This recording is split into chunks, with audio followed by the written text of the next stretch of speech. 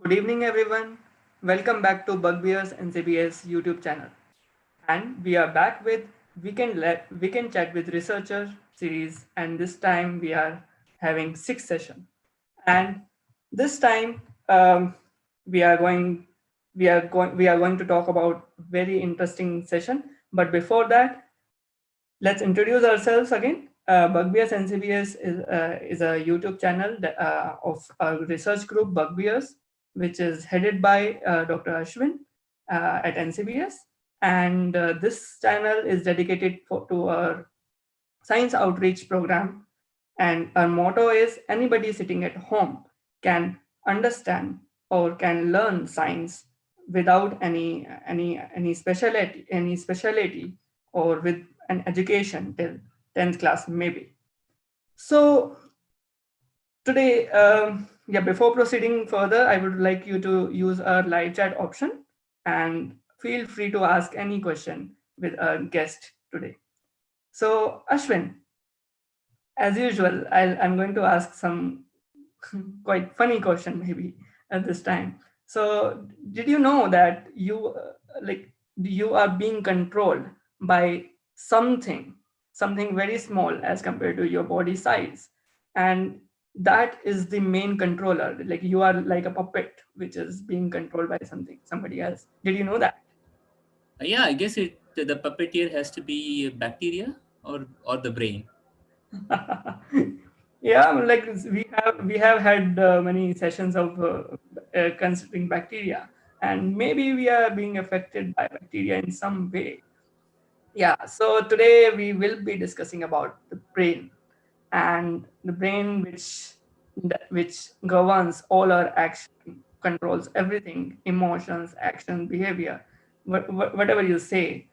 And so, Ashwin, can you tell our audience who our guest is, and then we can start the session.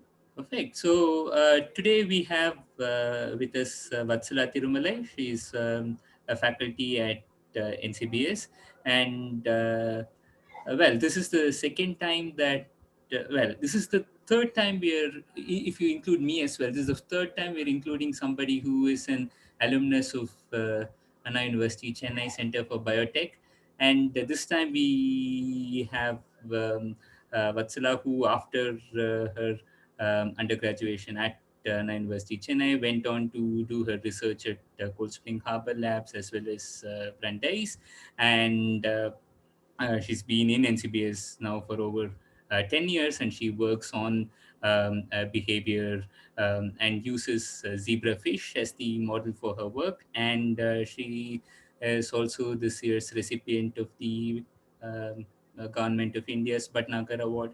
So over to you, Vatsala. Welcome, Vatsala. Hi guys, it's so much fun to catch up with both of you, and thank you for giving me the opportunity. This is fun. And thanks Ashwin for a very nice introduction. So should we go ahead and start? Yeah, great. Yeah. So why don't you tell our audience about what the brain is? Like, let's start with that simple question. Right. So, I mean, it's really fascinating, right? The thing that most resembles the brain outside in the physical world are, of course, walnuts. If you break open a walnut, it really looks like the brain. And maybe that's why, we call the really brainy people out there as total nuts. Uh, but, it's incredibly complex, much more complex than any computer that we can think about today. And at any given point of time, even if we are just sitting doing nothing, brain is not idle. It's doing million different things, million different computations at the same time, even for us to sit still at one time, right? So I thought for today I will talk about the master controller, the puppeteer inside us. We're all familiar with puppet shows, we've enjoyed different kinds of puppet shows as children. And so we can, why don't I start my presentation with, on that note, the comparison between brain and the brain being a puppet master and using the body to control and to be able to do whatever it wants to do. Yeah. So I will. So Vatsala, a quick question though, with this similarity between the brain and the walnut. Yeah. Has walnut ever been proposed as a brain food, superfood of some kind for Yes, memory food? absolutely. Yeah. Yeah, I mean, if you believe WhatsApp University, that is, uh, there are these messages which are, in a sense, they are right, because the nuts are superfoods. They contain a lot of protein. They give you lots of. It's a tightly packaged shot of energy. And of course, the brain requires a lot of energy. It's the single biggest user of energy as an organ inside the body. And so, there are these pictures of what foods are good for you for the various organs. So, walnuts are supposed to be good for the brain, and I forget, kidney beans for kidney, things like that. Anyway, let me share screen and start right away without any further ado. Are you able to see my screen? Yes. Okay, so let's start with the puppet show. So here is a puppet show from Rajasthan, and here is a folk dancer doing very nice moves. And the thing about puppet shows is that there are strings attached to the hands and the legs.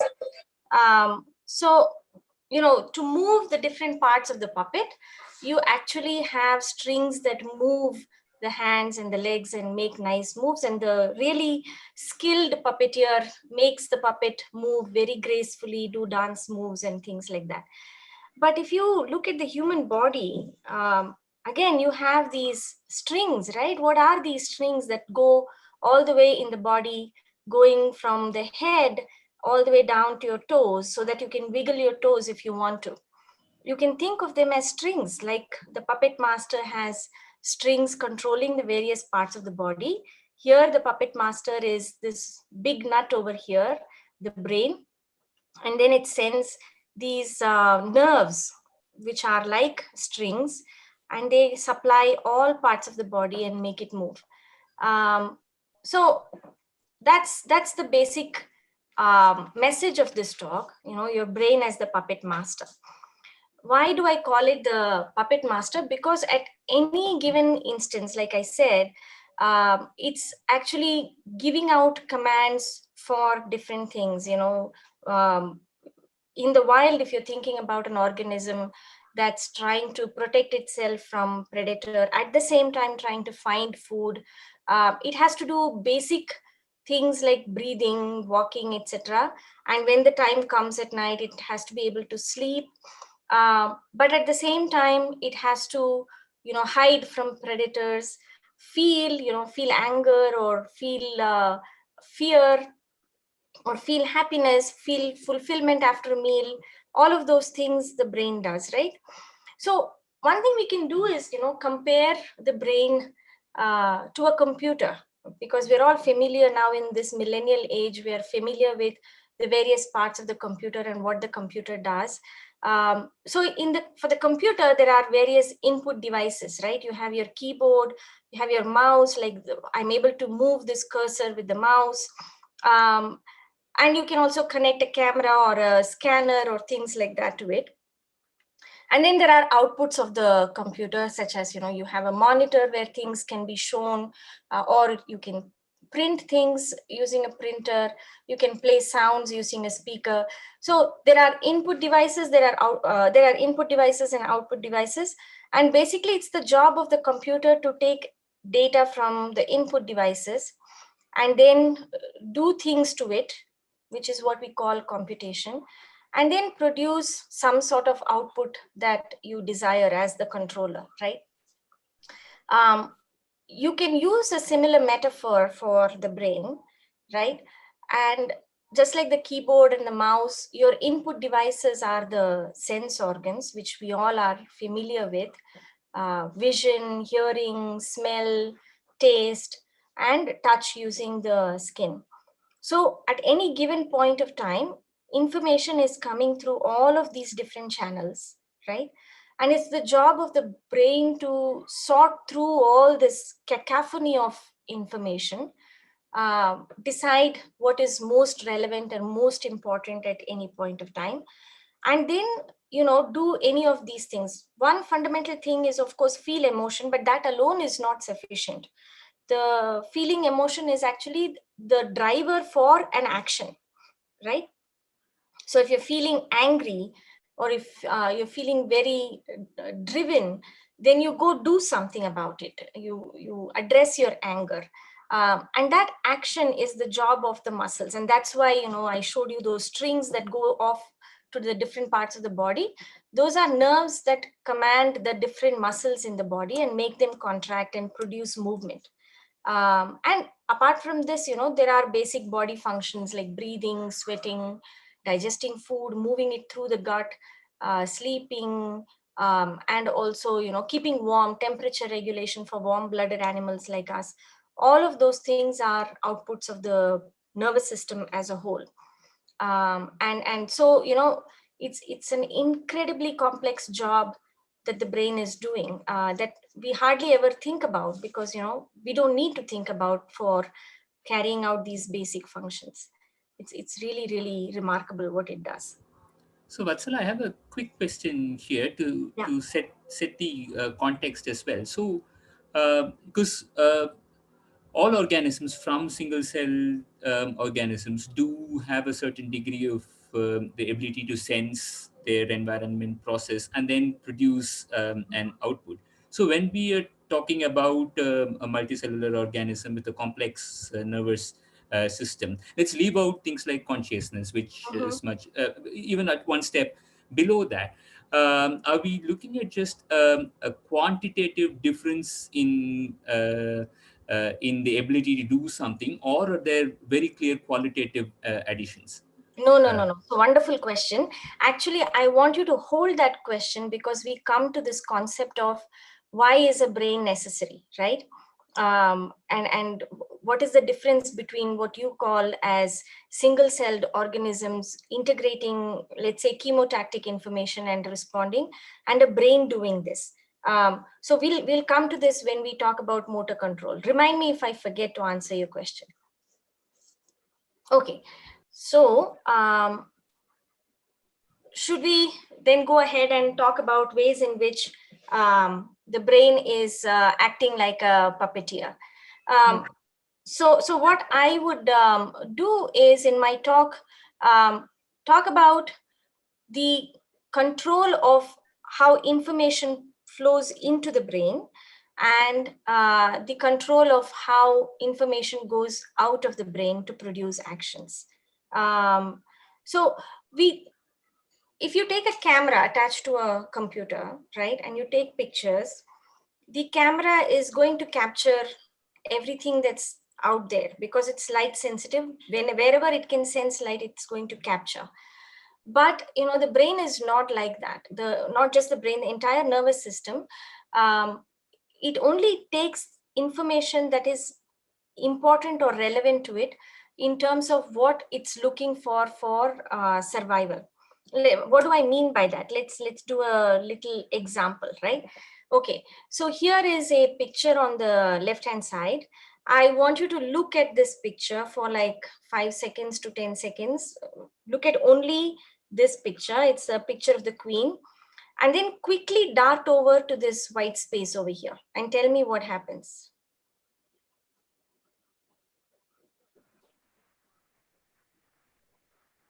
I at least see an outline. Right. If you do it for a little bit longer, you'll actually see a the same image but inverted. Wherever you see black here, you'll see white there. Right. So while this is a negative image, you'll get a positive image on this side. Were you able to see that, Nitish? Yeah. So this is actually something that happens in the retina, in your eye, when the information has not even gone to the brain. It's at the level of the primary sensory neurons, which are the photoreceptors. And what's happening over here is that when you're looking at the same image for a very long time, wherever there is white, the light coming from there hitting your photoreceptors in the eye, those photoreceptors get tired after a while when you're staring at it. And when you quickly glance over to the white side, the tired photoreceptors are now active at a lower level. And those parts which were black, which were receiving light from this black region over here, those were not tired because they were not getting too many photons from there. And therefore, those will be more active. And you see an inverted image, right? So this is an example of an illusion that's created even at the level of the retina, wherein, by the properties of the photoreceptors, which cannot be active for a very long time, you get interesting optical illusions emerging. We'll do one more thing, which is this grid over here. It's called the Hermans Grid. Now, if you just stare blankly at it without focusing on any one point, you'll see gray spots at these crossing points. Do you see that? Yeah, I do. If you instead just focus on one spot, then that gray spot goes away. But if you just blankly stare at it, you'll see lots of gray spots everywhere. Are you able to see that, Ashwin? Yeah, very clearly. Yeah. So this is again an example of interesting filtering happening at the level of the retina. So the retina itself is acting like a filter. It's not like a camera which is just collecting all the light and sending to the brain. It takes decisions. The retina takes decisions as to what is important, what I should send to the brain. And the retina cares about edges. It doesn't care about too much about whole field illumination where you get lots of black and lots of white. It cares about edges because that's what you see in the natural world, like trees and leaves and all that. There are always edges. And so if you look at the retina, there are all these. So we talked about these photoreceptors over here. Because of them becoming tired, you see these negative after image illusions. Now the illusion that I showed you with the grid pattern occurs because of these nerve cells in the retina called bipolar neurons. And now these bipolar neurons like to see things like this. It's called center surround, where there is a bright center surrounded by a dark ring, or the inverse. There are other types of bipolar neurons which will look at the reverse of this, right? Now, when you're looking at the grid, here is what happens. When you're looking at the grid, in places like this, right, where there are two dark squares on either side, the surround, so what happens is it likes to see a bright spot with a dark surround. And this is much more like it, right, with a bright spot and a dark surround. And so this comes up very, very nicely. The bipolar neurons respond to this pattern. They don't respond so very nicely when they see a plus, because here the surround is not all dark. The surround is dark and light, right? So it doesn't like that. It doesn't fit in with its preference for what it responds best to. And therefore here the white appears a little bit dimmer. So this is an example of a optical illusion that happens even with retinal processing, not with any processing in the brain at all. This grid structure, the gray spots are so strong that I didn't realize that they were actually not there till you actually said that they're not there. Yeah. So it makes you think about, what, when you're seeing something, is that really what you're seeing, or is that what your retina wants you to see, right? And there are many, many illusions like this out there. Color illusions, for example, where if you have, so there are opposing colors, on a color wheel, if you take the opposing colors on the color wheel, the kind of, negative after image that I showed in black and white can also be done in color. So if you were to stare at something green, you'll see something in magenta and so on and so forth. So it's very few. There are very good books on optical illusions. You know, that they make for very good coffee table books. You can stare at these images and have fun for many hours. So what's this kind of optical illusion work for all, or are there any specific conditions in which you don't recognize these illusions? Maybe. Yeah. So, for example, people who have macular degeneration, you know, they'll have spots in their visual field where they can't see, right? And so they may not be able to see their entire. They'll actually see dark spots in their visual field because those are blind spots for them.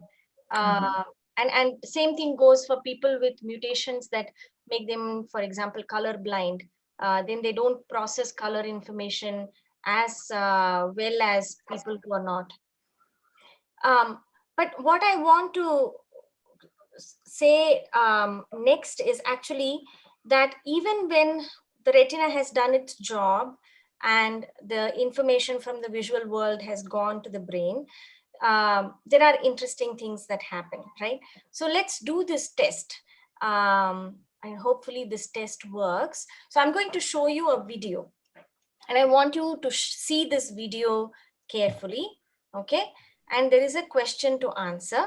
And I'll tell you what the question is ahead of time. So there is no cheating here, nothing. So you know what to look for, and you have to tell me the answer at the end. So there are some people playing basketball or pass the ball, not basketball. And we have to count how many times the players wearing white pass the ball among each other, okay? So let's watch this video.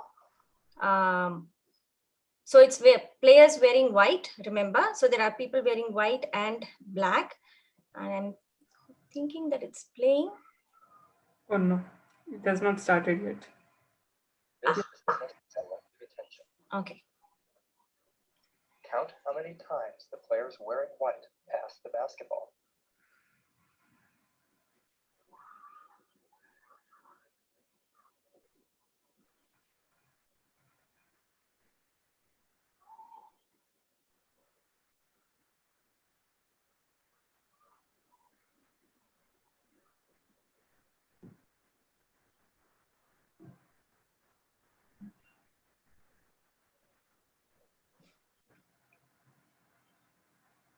How many passes did you count?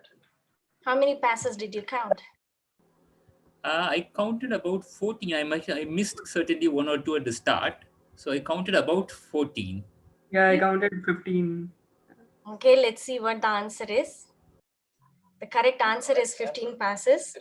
15 But did you see the gorilla? did you see the gorilla?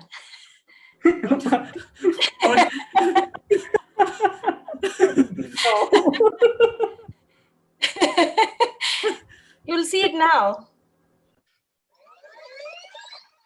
Oh.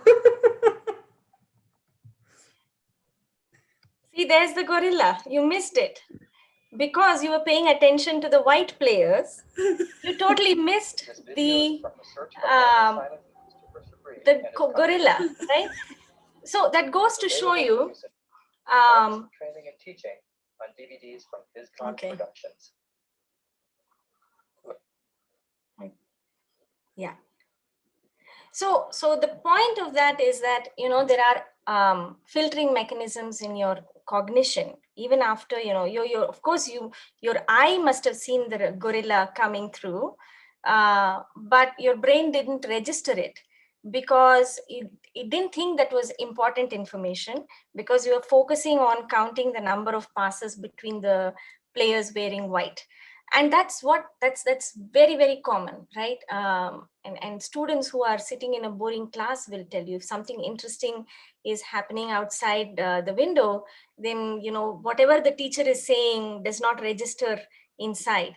And that is, for survival, it's important, right? Because like I said, the barrage of information that comes into the brain, it must decide what's important and what's not important.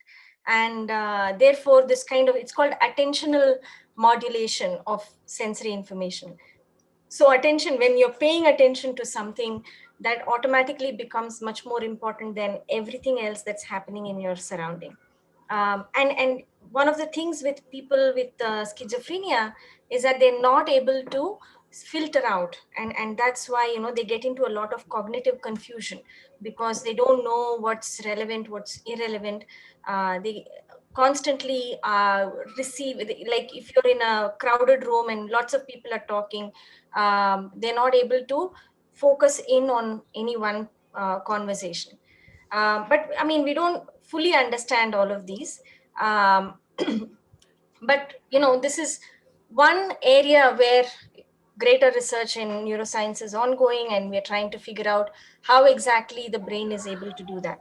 But No, this one huh, real life example is driving versus passenger seat driving.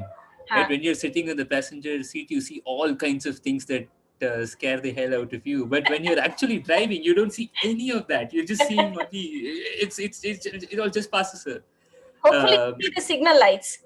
Hopefully, that's probably the one. Well, not necessarily. You go. Yeah. Not in Hyderabad, at least. Apologies to people from Hyderabad. No, it's very common even here. The people don't seem to mind the signal lights. Um, but this kind of the brain's ability to control, be the controller of information it receives, is very, very useful for things like controlling pain. And that's what I want to talk about next. So we have one question though from Yeah. Harini and Hamsini here. So they're asking, how is it that the brain actually gives commands? In the form of, very good question, in the form of electrical impulses.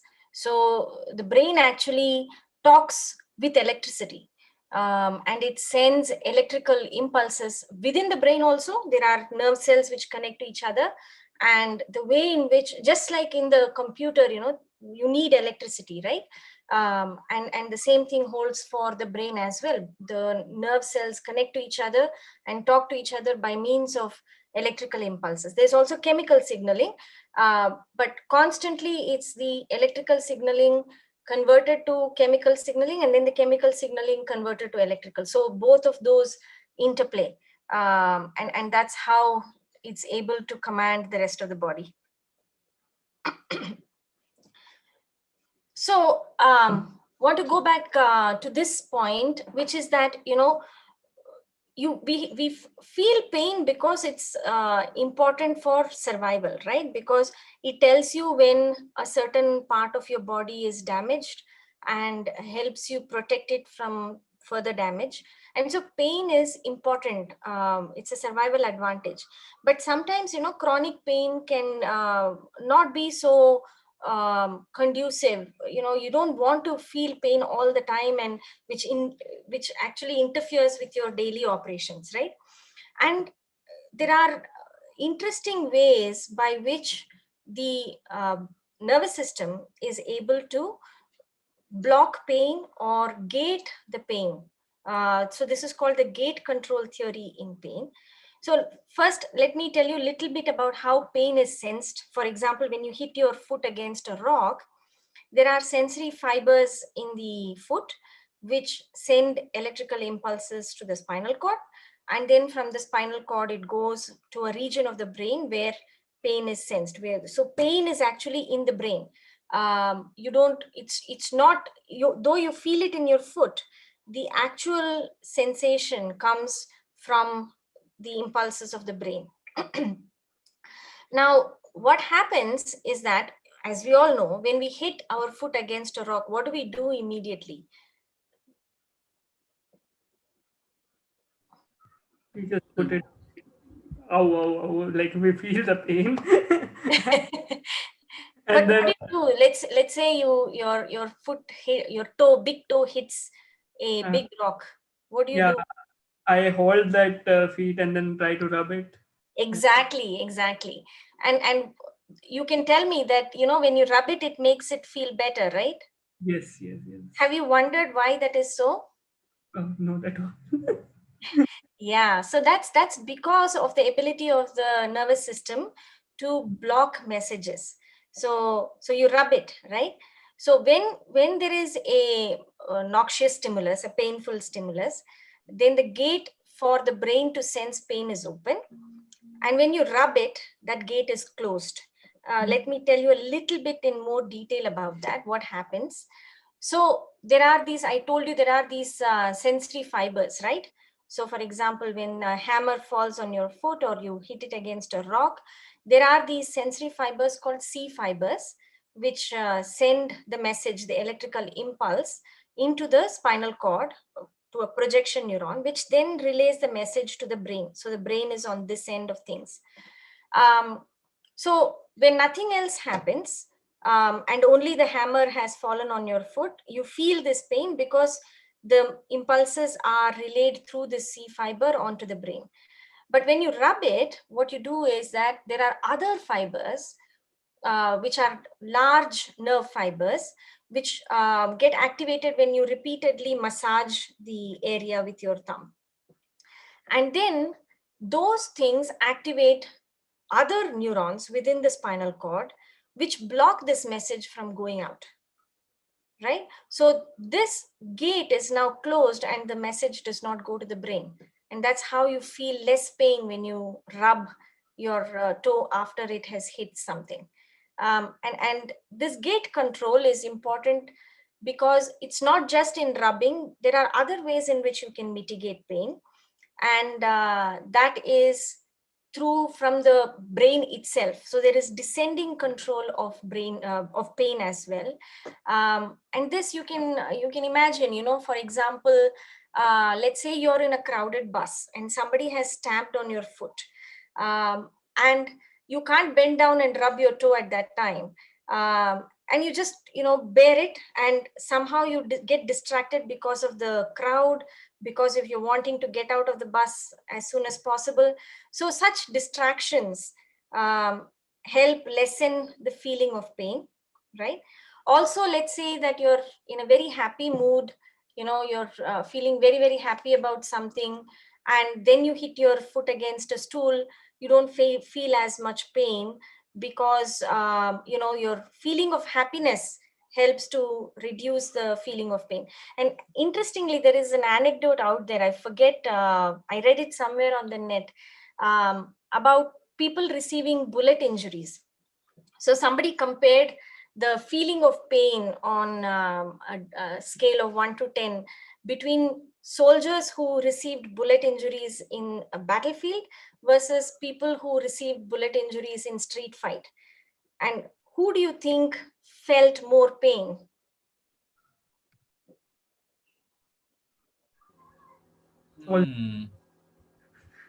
The soldier? No, actually it's the people who received bullet injuries in street fights felt more pain because the soldiers had an inner feeling of purpose of you know, having done their duty for their motherland, you know, fighting to save the honor. And all of those feelings, you know, there's nothing concrete about it, it's how you feel about it inside yourself, right? And that lessened the degree of pain. And the same thing goes for childbirth as well, because, you know, you have oxytocin, when even though childbirth is so painful, women don't report it as being as painful because of the euphoria of the happiness, the elevated mood of having the baby. So I think I've philosophized enough there. So are But there enough other specific classes of other feelings which can distract from pain, or can it be anything? well, it has to be, one of the things I mentioned, which is, you know, distraction, meaning attention away from the pain, focused attention on something else, right? Or it should be euphoria, right? If you're feeling depressed, it actually enhances the feeling of pain. uh, so it has to be an upliftment or a positive mood, uh, that helps in reduction of pain sensation. So do we know why this is mechanistically? So we don't understand it completely, but as I show here, there are pathways which are known to exist, and which release chemicals within the spinal cord, serotonin and noradrenaline, shown here as 5-HT and Na. And these chemicals actually close the gate, just like we saw with the rubbing of the foot. These chemicals can close the gate as well and prevent pain messages from going into the brain. And interestingly, that brings us to the next slide here, which is the mitigation of pain with bhakti, with devotion, such as walking on coal fire, or piercing yourself with sharp spears. People are able to do it again because of the distraction of the brain away from the pain inducing stimulus, and instead focusing on something that gives them a positive mood, intense devotion, intense focus on why they're doing it, the purposefulness of the whole thing, right? And that's why it's possible to do it. At a metaphysical level, one can argue how they are able to do it, but the feeling of devotion itself is capable of reducing pain. So can this kind of say avoidance of pain be a long-term effect? Like maybe I have been doing from my childhood days, maybe. Absolutely. Now that feeling, like I'm not actively diverting myself from that kind of pain, but I have become insensitive to that pain. Can this happen? But I don't know if it's possible to completely eradicate pain, but definitely by practice, you can reduce your level to which, or the intensity to which you feel pain by practice, by increasing your threshold up to which you can bear it. That definitely is possible. Yeah. Also, like I had this weird curiosity of like when you said when we rub if we hit a rock or something like that, so when we rub, that pain reduces, but when we kind of press it, the pain elevates. So Right. technically we are giving the input in some other way. So why this pressing elevates and why rubbing So let me go back there. Yeah, so I showed you these two fibers, right? And one is thin, whereas the other is large. So that means physiologically, they have different thresholds at which they are able to be activated. And so, that specific pattern of stimulation is essential for making the sensory fiber fire. And that's why, rubbing helps, and, pressing does not help. Yeah, that's cool. Yeah. When we were kids, right? So we try to rub too hard so that it to our siblings. Intentionally. Intentionally. Yeah. So anyway, we've talked about a lot of things. What I want to say in this, for this part, is that sensation is censored. Your brain, the master puppet controller, decides what you should sense and what you should not sense. And so, it's controlling even what information is coming into it in order to act upon it. So we can then move on to how it controls. So is that conditioned on some pre-existing things as well, in addition to? Absolutely. So, I assume what you're asking is with previous experience. Is that what you're talking about? Yes. So people who are, for example, trained in different sorts of yogic practices, right, like meditation and yoga and all that, they can actually convert pain to feelings of pleasure. And this is, though we've not studied the neurobiology of that, if you look at this whole circuitry, you can easily see that whenever some arrow is going somewhere, that's a synaptic connection. That's a connection between two nerve cells. And this connection, all nerve cell connections can be made stronger or weaker with experience. Okay, the more you use a pathway, you can either weaken it or you can make it stronger. That depends on the particular kind of connection that you're studying, right? Yeah. So with experience, with repeated practice, if you're training these synaptic connections, it is possible to move the needle towards feeling lesser pain or greater pain. Right. Does that answer your Yeah. question, Akshin? Yeah. Yeah, in So line of this, I just want to ask one thing. So we have been talking about experience majorly. Is there any kind of hereditary link to these, like maybe tolerance of more pain or less pain, or like something like that? Is there a hereditary link or genetic? Yeah, is it Um, genetic? I am not aware of any studies looking at it like that, but I don't see why not. For example, many painkillers like morphine act upon these pathways, and that's how they produce analgesia, the Hmm. lessening of pain. And the minute you have some sort of cellular signaling pathway, um, there are different, I think we will go a little bit deeper into biology in that sense, but it's decided by the DNA, right? Yeah. Particular kind of molecules that will be expressed, put on surface of nerve cells. So there might be variants that are producing greater or lesser pain. It's quite likely. I can't at the moment I can't think of a study that examines this question. Yeah. So we have a bunch of audience questions, I think, that we should take now. Sure. First, Nitish Dua had asked a question, but he retracted it. But anyway, I think it's a good question to have as even as an information. So, do pain relievers make use of these ideas, distraction, the molecular basis behind distraction to work?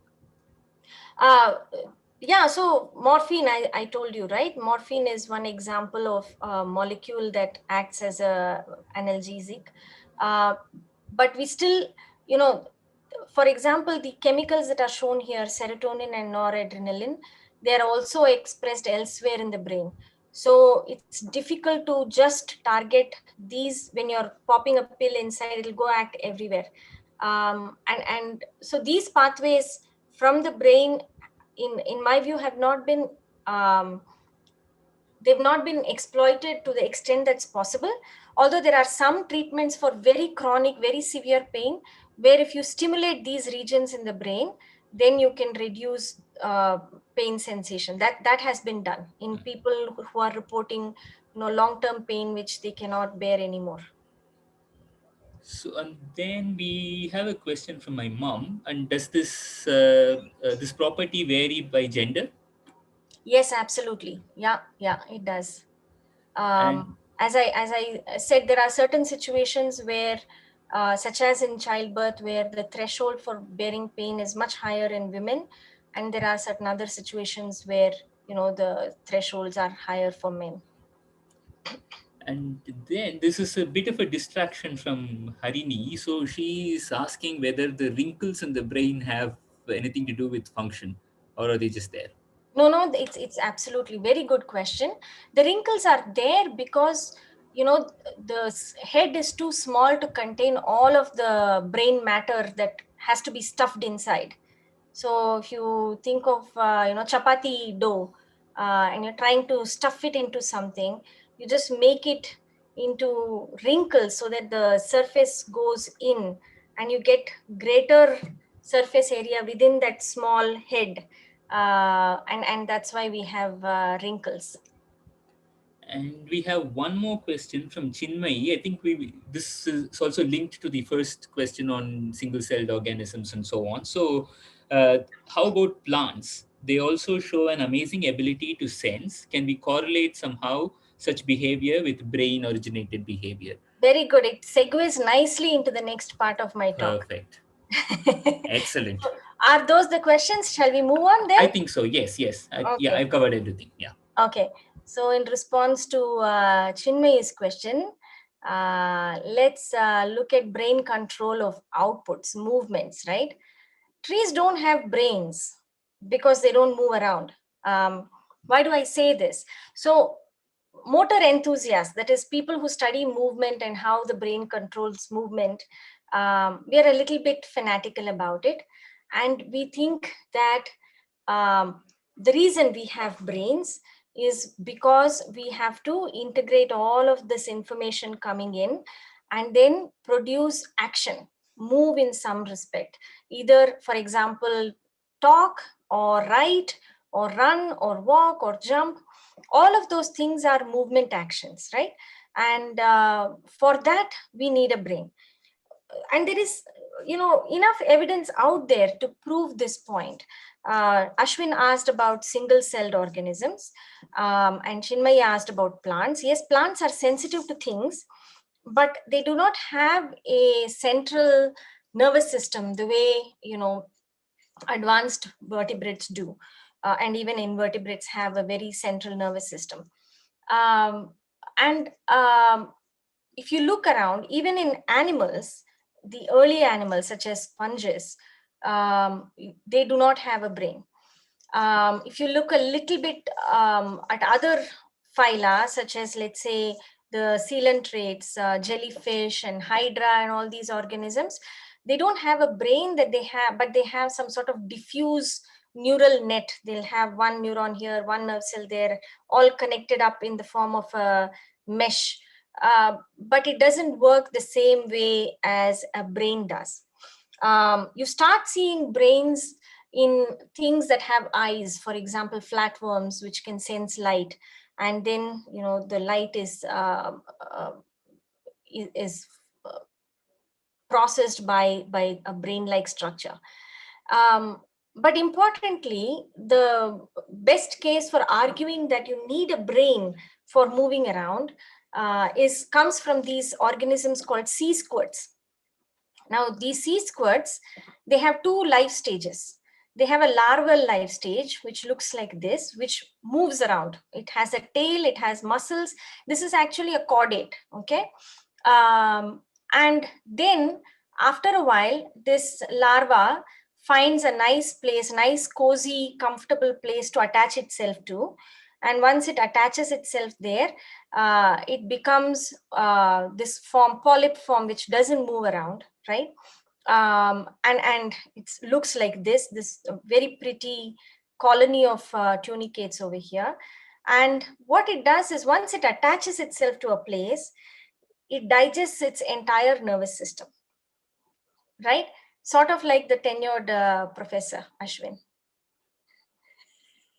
Yes, yes, that's very appropriate.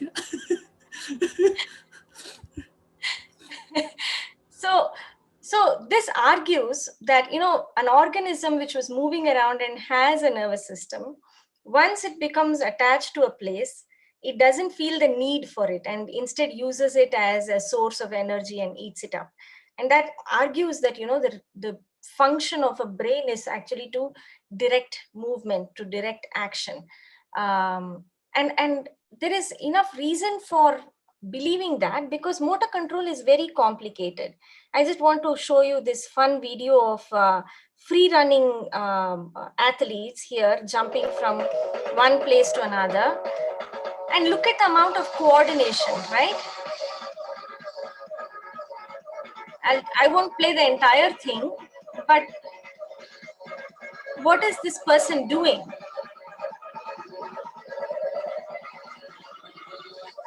Okay, we'll stop there.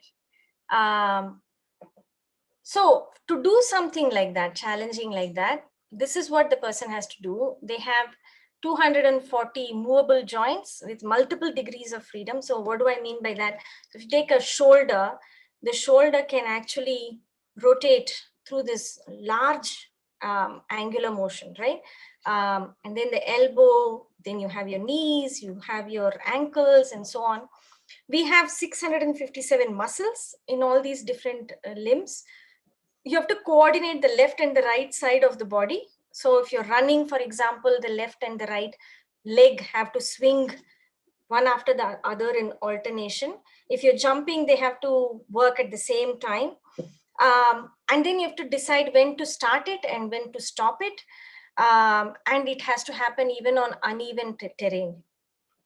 By that it means you have to adjust your step according to whether the surface is very smooth or very rough, if there are edges there.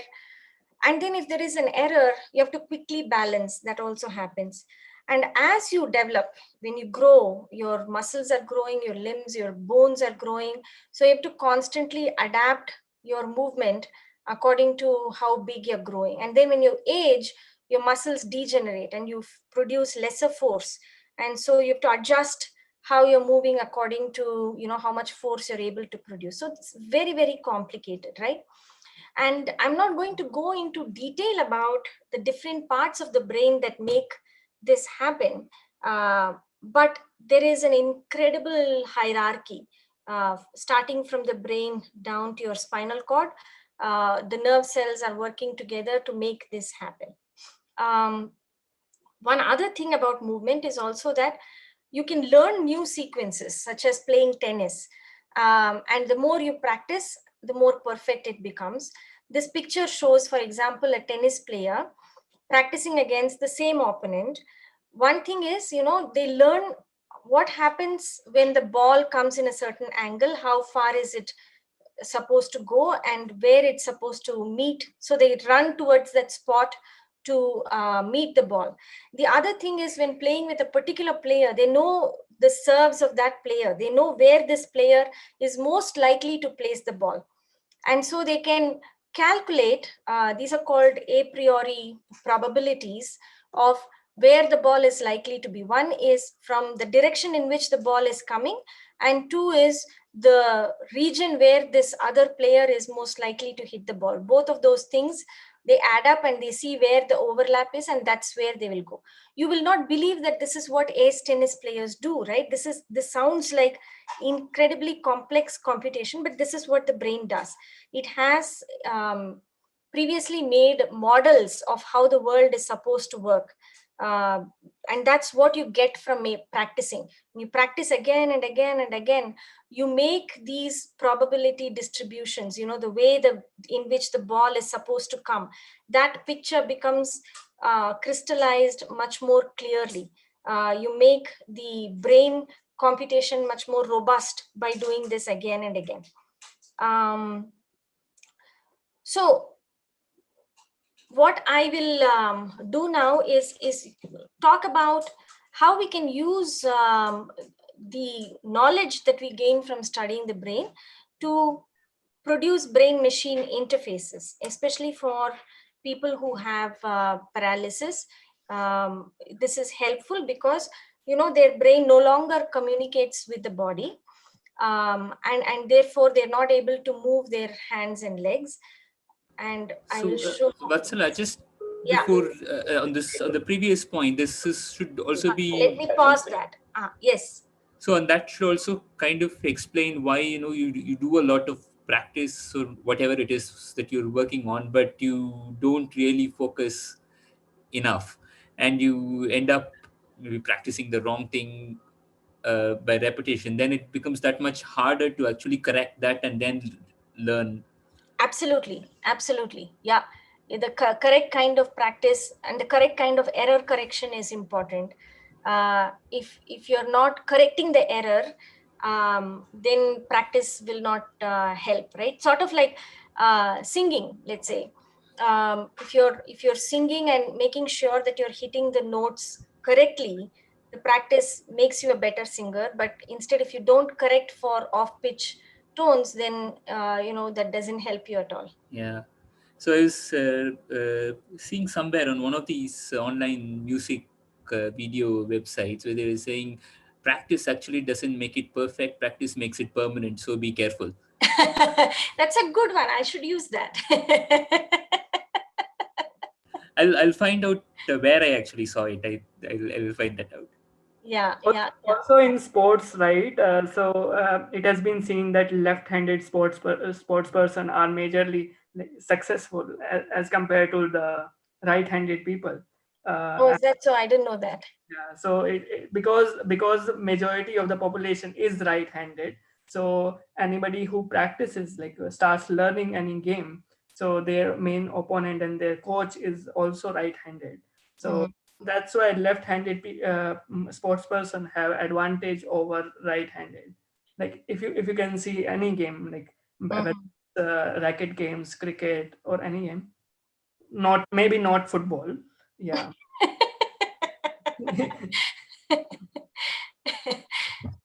Yeah.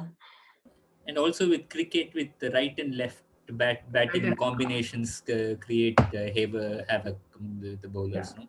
we often see commentators saying that okay, the team strategy is majorly dedicated towards bringing left and right alternative, like on both the ends, like batsman and runner, and such that the bowler faces trouble after every delivery or something. Yeah. So All right. So should I go on? yes, sure. Okay. So here is next time I'll show you a video of a woman who is paralyzed neck down. So she's not able to move her arms. And what these researchers at Brown University have done is made a robotic arm, which she is controlling with her thoughts. How is she able to do that?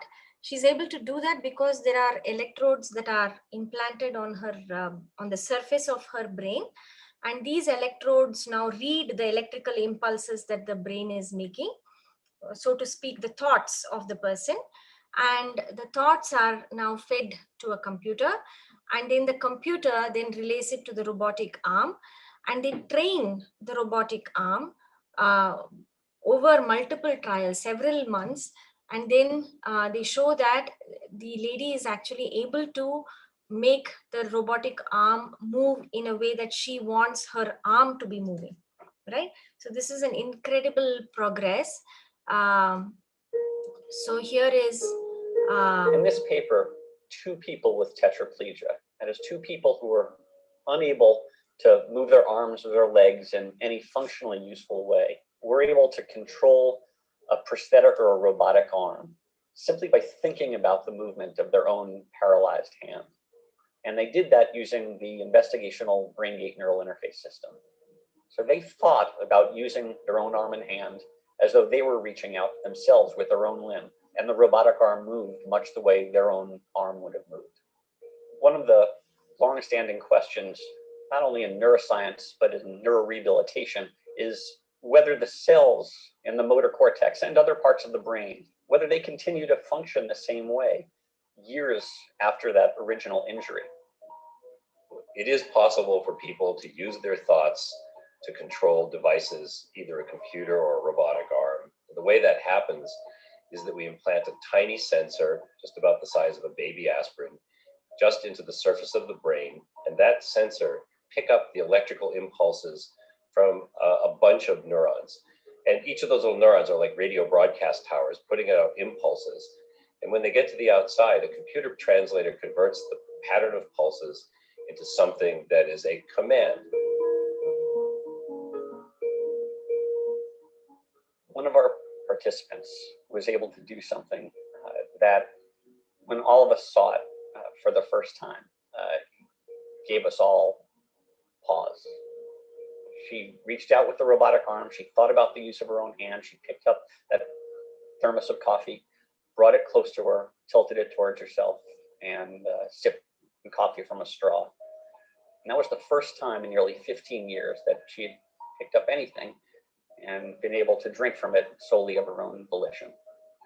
There was a moment of true joy, true happiness. I mean, it was beyond the fact that it was an accomplishment, I think an important advance in the entire field of brain-computer interfaces, that it was really a moment where we helped somebody do something that they had wished to do for many years. I'll stop it there. So the point here is that, you know, it's possible to read the brain's electrical impulse language and then translate it and then put it into a engineering model, a robotic model, and then make it behave much the same way our arms and legs do, right? And this requires a combination. It's not just biology. So it's coming together of neurobiologists, engineers, computer scientists, and so on. And that's what helps make these sorts of projects possible. And it's a real hope for people who are in need of prosthetic devices like this.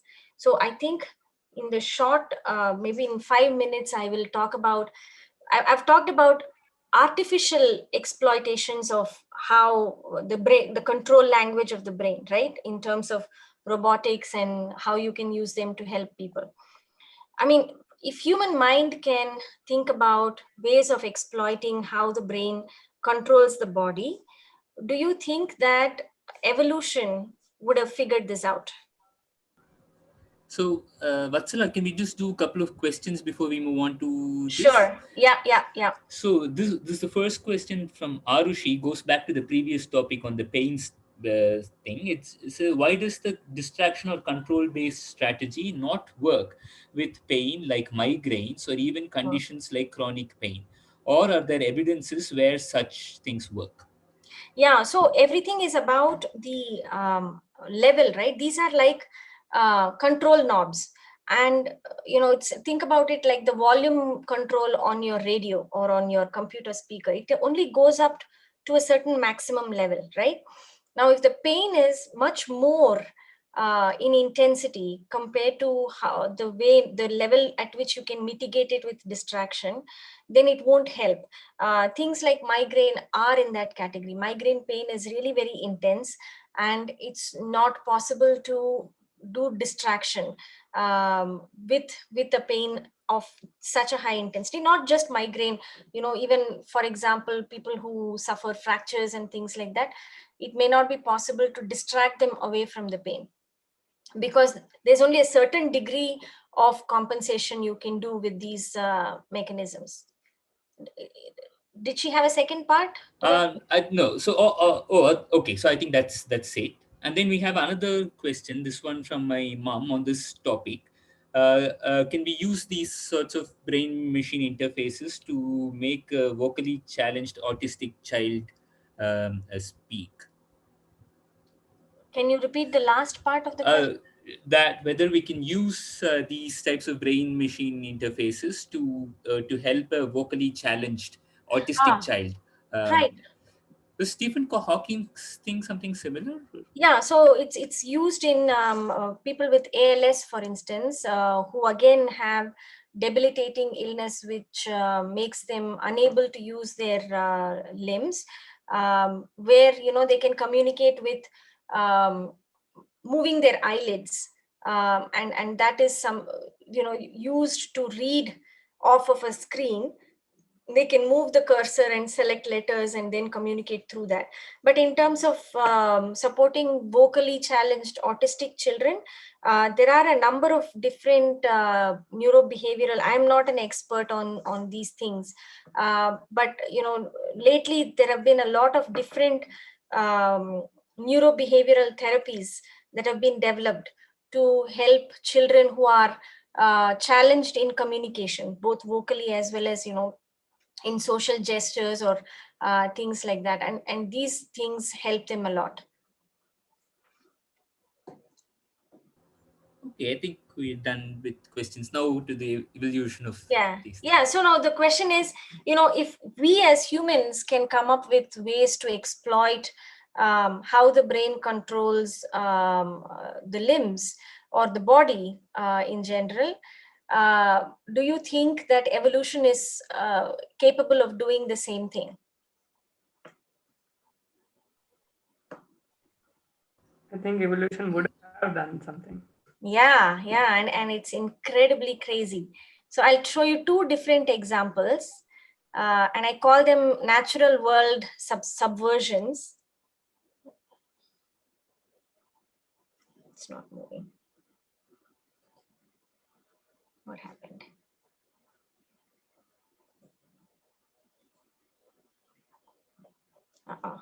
Something happened.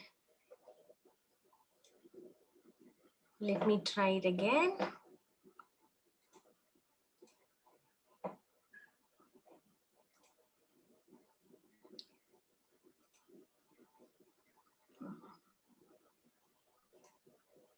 share. There we go.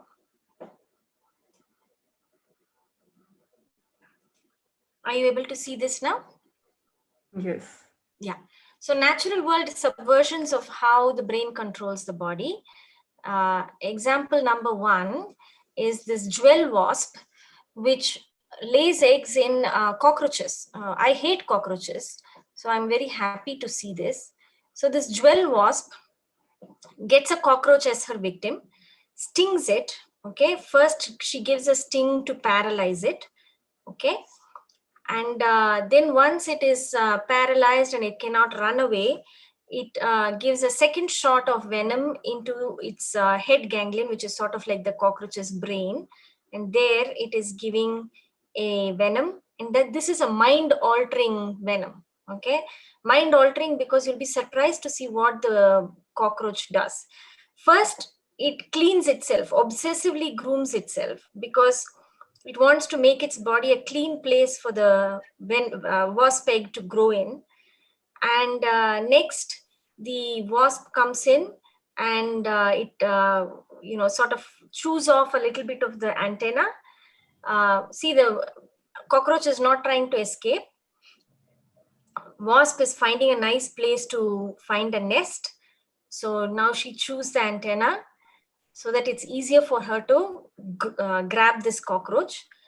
And she sort of leads the cockroach like a dog on a leash to its nest, and the cockroach will obediently go. It's not fighting, it's not dead for sure, it's still alive, and the wasp needs it to be alive because it needs to be alive for the entire time that her egg hatches and grows. And now she lays an egg on the cockroach while the cockroach is paralyzed and sitting in the nest, and then she leaves. And then she closes up the burrow, right? So that other things will not come and eat the cockroach. The egg will grow and the larva will start eating the cockroach's body slowly. And I think it gets a little bit gross after this. But in the end, a new, so it's the larva inside the cockroach eating its inside, right? And then a new wasp comes out of it, right? So here is, oops, that's okay. I think we are done. So here is an example of a wasp somehow making a cocktail that brainwashes the cockroach to do its bidding, ultimately to its own demise. The cockroach dies, but until it dies, it's obediently following whatever the wasp wanted it to do, to nurture its young so that the wasp larva can grow inside of it, right? And if you thought that, this is some strange thing that happens in insects, nothing to do with higher mammals, here is another video.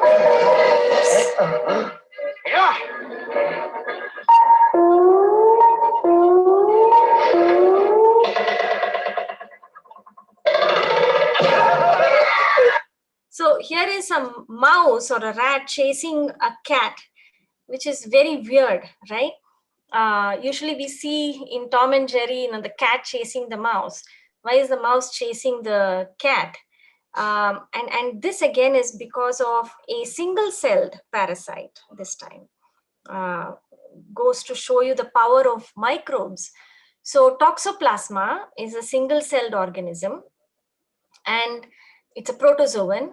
It lives in cats, not just domestic cats, but also all kinds of cat species, tigers and lions and so on.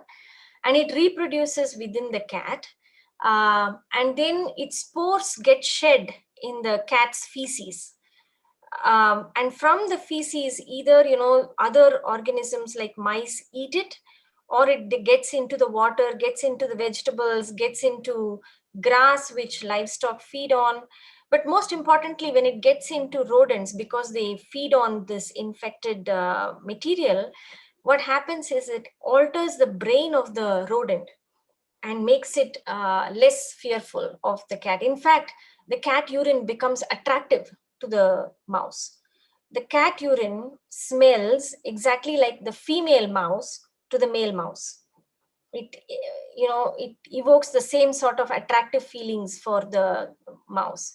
And so it goes in search of cats so that the cat can eat it. Why? Because then it can spread to cats which have hitherto not had toxoplasma, and the toxoplasma can go inside the cat's intestine, and then it can reproduce, and then the life cycle continues. Right? So this is very, very interesting because, there are fundamental changes that happen in the brain of the mouse, which makes this kind of behavior possible, where fear is now changed into attraction. And again, this is not something specific to mice alone. It gets into humans as well. And in fact, it causes illness in humans when humans get infected by toxoplasma. And humans can get chronically infected with toxoplasma. In fact, people looked at how prevalent were toxoplasma antibodies. Just like you would do a test for COVID, the rapid antigen test.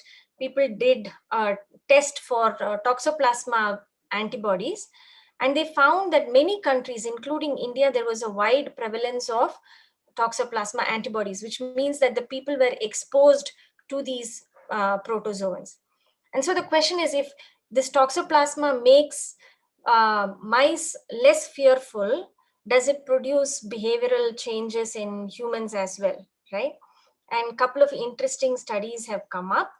One is relating it to motor accidents, risky behavior. And it turns out that the odds of people who are involved in motor accidents of them having toxoplasma antibodies is much higher than in the general population, right? And interestingly, the other study looked at another risky behavior, which was entrepreneurship. People who make startup business, which is sort of seen as a risky behavior. And turns out that, if you look at the toxoplasma prevalence versus, whether they are starting up businesses, there is a very, very strong correlation that people who start up businesses are more likely to have entrepreneurial intent, the wanting to set up business, wanting to be risky instead of being in a stable salaried position. So this is, this field is still a new field, and people are looking at this now. Yeah. Has anyone did research on PhD students?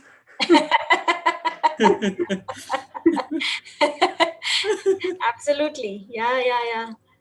Yeah. Maybe we should initiate this. Toxoplasma and wanting to do PhD. Yeah. Yeah. So Vatsala, we have a question. So it looks like Harini is very worried. So she is asking whether the jewel wasp can paralyze humans. No, see, the amount of venom that a single jewel wasp contains is very, very little. So it can't do much to humans. So she need not worry.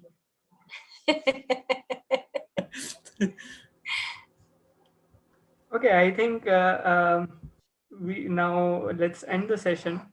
And yeah, definitely that's a great question to end at. Like, are we really in control? Is the puppeteer really working very perfectly, or it becomes somebody else's puppet? So thank you, Vatsala, for like giving us this great insight into how brain functions, and very, very common things that we see around, and now we know why this happens. And that's it. So Ashwin, should we thank our audience? Yeah. So yes. Okay. So thank you all for joining us today. And we were like quite engaged in the questions being asked in our live chat session. Feel free to give your feedbacks on a feedback form, or maybe write back to us. So thank you again, and feel free to share. Obviously, please do like, comment, and subscribe. Yeah, so I'm not quite familiar with this kind of thing, but yeah. So please like, comment, subscribe, share, and we will be back with the 7th session in a couple of weeks. Thank you, Bugbears. I had fun doing this session, and thank you, audience, for such lovely questions. And hopefully you'll all remain engaged with science. So good luck and see you soon. Thank you See you all. then. See you all.